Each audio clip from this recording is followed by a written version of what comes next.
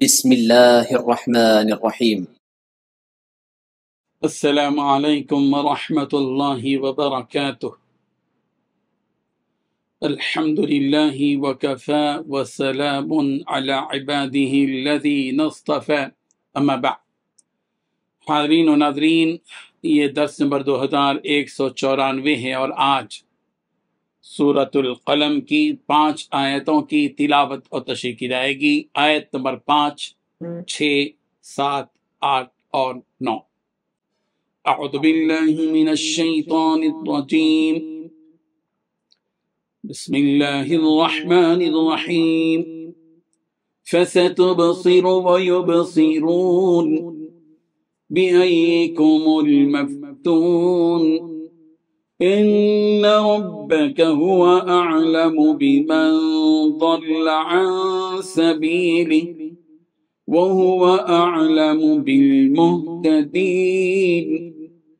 فلا تطع المكذبين ودوا لو تدهن فيدهنون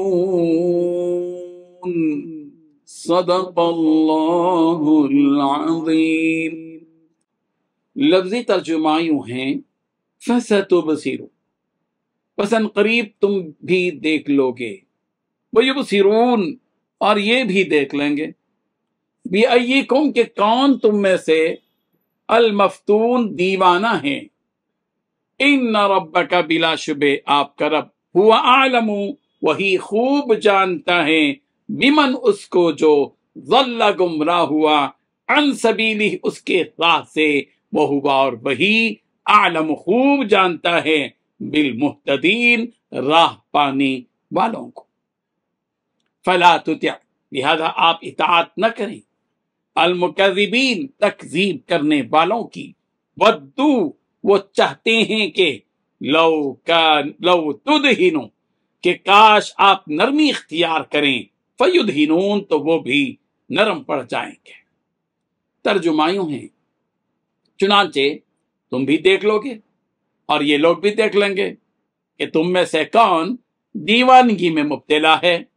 یقیناً تمہارا پروردگار اسے بھی خوب جانتا ہے جو اپنے راستے سے بھٹک گیا ہو، اور ان لوگوں کو بھی خوب جانتا ہے جنہوں نے سیدھی راہ پالی ہے، لہذا تم ان کی باتوں میں نہ آنا جو تمہیں جھٹلا رہے ہیں۔ یہ چاہتے ہیں کہ تم ڈھیلے پڑ جاؤ تو یہ بھی ڈھیلے پڑ جائیں۔ ان 5 آیتوں میں 5 باتیں بیان کی گئی ہیں۔ پہلی بات، تم بھی دیکھ لو گے اور یہ لوگ بھی دیکھ لیں گے کہ تم میں سے کون دیوانگی میں مبتلا ہے۔ دوسری بات، یقیناً آپ کا رب اسے بھی جانتا ہے جو اپنے راستے سے بھٹک گیا۔ تیسری بات، انہیں بھی خوب جانتا ہے جنہوں نے سیدھی راہ لی ہے۔ چوتھی بات، آپ ان کی باتوں میں نہ آنا جو آپ کو جھٹلا رہے ہیں۔ پانچویں بات، یہ چاہتے ہیں کہ آپ ڈھیلے پڑ جاؤ تو یہ بھی ڈھیلے پڑ جائے۔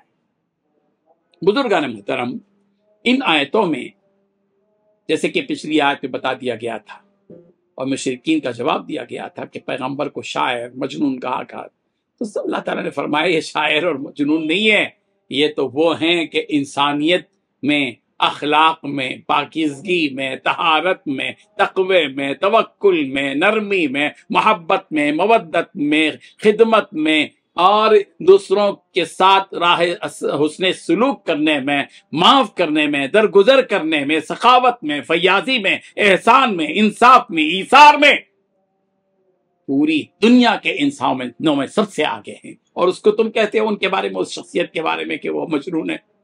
ارے ہم گواہی دیتے ہیں کہ وہ اللہ کے رسول اخلاق کے اعلیٰ درجے پر فائز ہے۔ اور تم بھی دیکھ لو گے اور یہ لوگ بھی دیکھ لیں گے کہ تم میں سے کون دیوانگی میں مبتلا ہے۔ کون مبتلا ہے؟ وضاحت کی جا رہی ہے، اے نبی، ان قریب آپ اور یہ آپ کو جھٹلانے والے اور آپ کی نبوت کا انکار کرنے والے جان جائیں گے، انہیں معلوم ہو جائے گا کہ کون حقیقی مجنون ہے اور کون گمراہ ہے، کون بھٹکا ہوا ہے، کون راہ سے نکلا ہوا ہے۔ سورہ قمر کی آیت نمبر 26 میں بھی فرمایا گیا، سَيَعْلَمُونَ غَدًا مَنِ الْكَذَّابُ الْأَشِرُ، انہیں صالح علیہ السلام کی قوم کو کل پتہ چل جائے گا کہ سب سے بڑا جھوٹا شیخی باز کون تھا۔ سورہ سبا کی آیت نمبر 24 میں بھی کہا گیا وَإِنَّا أَوْ إِيَّاكُمْ لَعَلَى هُدًى أَوْ فِي ضَلَالٍ مُبِينٍ، ہم میں اور تم میں سے کوئی ایک ہدایت پر ہوگا تو کوئی کھلی گمراہی میں، ان میں سے گمراہ کون ہے اور ہدایت پر کون ہے، اسے اللہ تبارک و تعالیٰ بہت اچھی طرح سے جانتے ہیں۔ اسی کو آگے بیان کیا گیا إِنَّ رَبَّكَ هُوَ أَعْلَمُ بِمَنْ ضَلَّ عَنْ سَبِيلِهِ وَهُوَ أَعْلَمُ بِالْمُهْتَدِينَ، یقیناً آپ کا پروردگار اس شخص کو بخوبی جانتا ہے جو راہ سے بھٹکا ہوا ہے، اور انہیں بھی جانتا ہے جو سیدھے راستے پر چلے جا رہے ہیں۔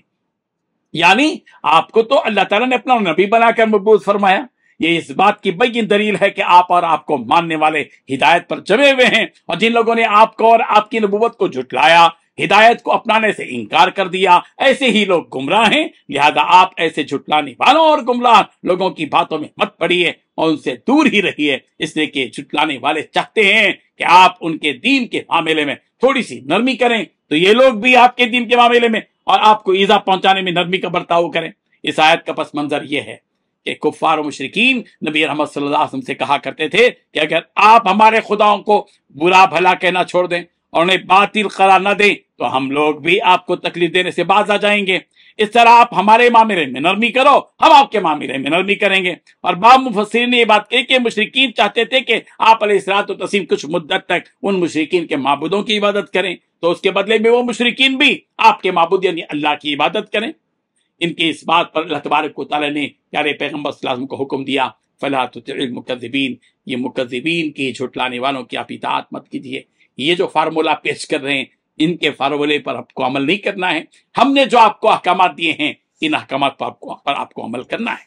سورہ بنی اسرائیل کی آیت نمبر 74 میں یہ بات کہی گئی وَلَوْلَا أَن ثَبَّتْنَاكَ لَقَدْ كِدتَّ تَرْكَنُ إِلَيْهِمْ شَيْئًا قَلِيلًا، اگر ہم آپ کو پیغمبر ثابت قدم نہ رکھتے تو آپ تو ان کی جانب تھوڑا سا جھکے چلے جاتے۔